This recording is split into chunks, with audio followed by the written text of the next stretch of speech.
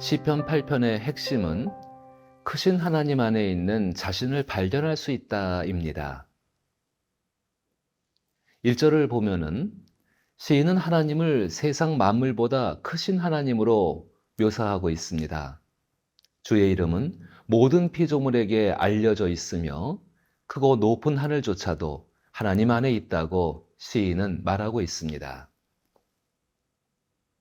사실 이러한 고백은 우리가 이미 그 크신 하나님 안에 있다는 사실을 느끼고 인정하고 받아들일 때 확인할 수 있는 것들입니다.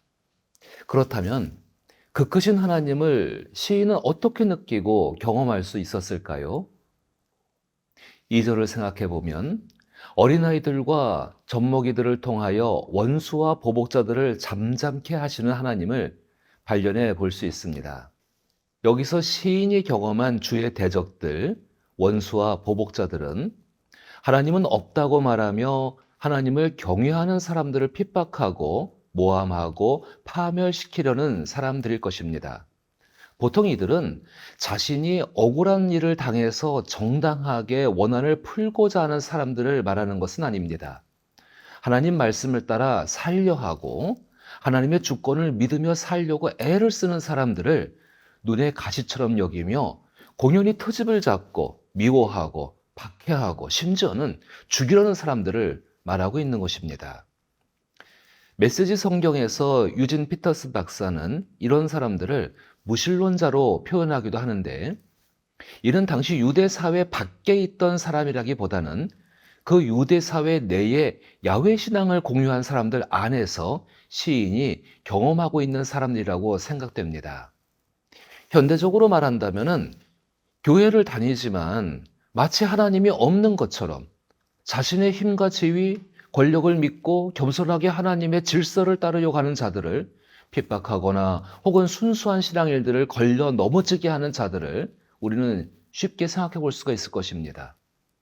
그렇다면 2절에서 말하는 어린아이들, 젖먹이들은 누구일까요? 방금 언급한 것처럼 아마 시인 자신 혹은 시인이 바라보는 순전한 신앙인 그 사람들처럼 자기를 낮추고 하나님을 바라보는 가장 순전한 신앙인들일 것입니다. 이들은 하나님 말씀을 따라가는 사람들입니다. 성경은 분명하게 원수들의 소리보다 하나님께서는 하나님의 말씀을 따라가는 어린아이들과 젖먹이들의 소리를 더 크게 들으신다는 것을 분명하게 말하고 있습니다.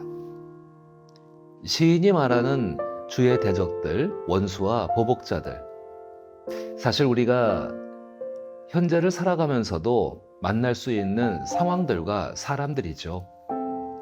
시인은 이러한 사람들에 대해 마치 빈 깡통이 요란하다는 말처럼 그들이 가지고 있는 권력과 힘을 의지하여 아무리 큰 소리로 요란한 소리를 낼지라도 결국 하나님께서 주목하시는 목소리는, 듣고 계시는 목소리는 누구의 목소리인가? 바로 어린아이와 젖먹이 같은 자들, 그 사람들의 목소리를 듣고 있다는 것을 분명하게 알려주고 있는 것입니다. 일반적으로 사람들은 큰 소리에 귀를 기울입니다. 마치 그들의 소리가 주도권을 가지고 있는 것처럼 보여지고 느껴지기 때문이죠. 반면에 어린아이들과 젖먹이들처럼 약한 자들의 소리는 주의 대적, 원수, 보복자들이 내는 소리에 비해서 우리가 살아가고 있는 현실의 삶 가운데에는 너무나 작게만 느껴집니다. 그런데 우리는 2절의 말씀을 통해 볼 수 있는 성경이 가르쳐주는 진리가 있습니다.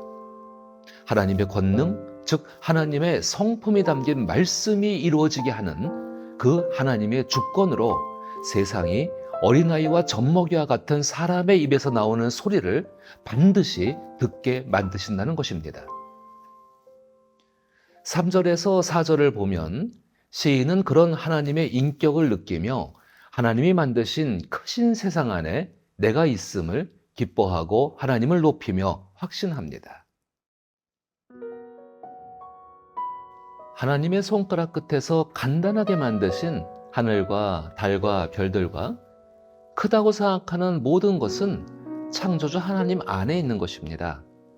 사람과 달을 비교해 보십시다. 달은 작게 보이지만 실제로는 사람은 달에 비하면 먼지만도 못합니다. 분명히 우리 사람은 하나님이 지으신 세계 앞에 작고 헛것 같습니다. 주께서는 만드신 하늘에 손가락으로 점을 찍듯 달과 별들, 그리고 우리가 알지 못하는 많은 것들을 만드셨습니다. 그리고 그 모든 것들은 하나님의 말씀과 약속에 따라 하나님의 주권대로 운영되어지고 있습니다. 그런데 광대한 우주를 만드신 하나님께서 누구를 주목하고 있을까요? 시인은 너무도 작고 헛것 같은 지나가는 그림자 같지만 원수와 보복자와 대적이 있는 세상 속에서 하나님 말씀을 따라 사는 순전한 신앙인에게 초점을 두고 있음을 시인은 알고 있습니다. 비록 지금은 확실치 않아도 이제 시편의 마지막 부분인 144편에 가게 되면은 하나님의 놀라우신 은혜와 인도하신 가운데에 또 하나님의 선하신 인격 가운데에 시인은 하나님께서 자기를 주목하고 있다는 것을 확신하게 되어집니다.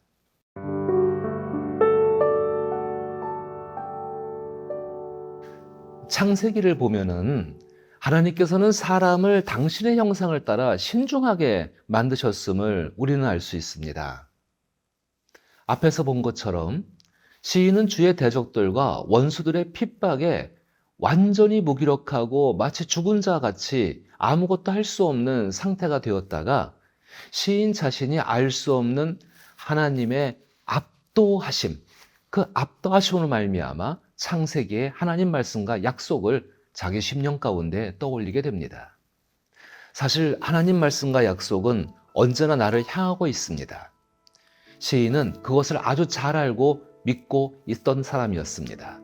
하나님께서 만드신 모든 피조 세계 안에서 사람은 하나님의 형상으로 빚어진 유일한 존재임과 하나님보다 조금 못하게 만드셨을지라도 하나님이 만드신 피조 세계를 다스리는 관리자로 부탁을 받은 존재임을 기억하고 무신론자들과 대적들 사이에서 처참하게 겨우 숨만 쉴 수 있는 상황에서 다시 미슈파트, 하나님 말씀이 이루어짐을 소망할 수 있게 되는 것입니다.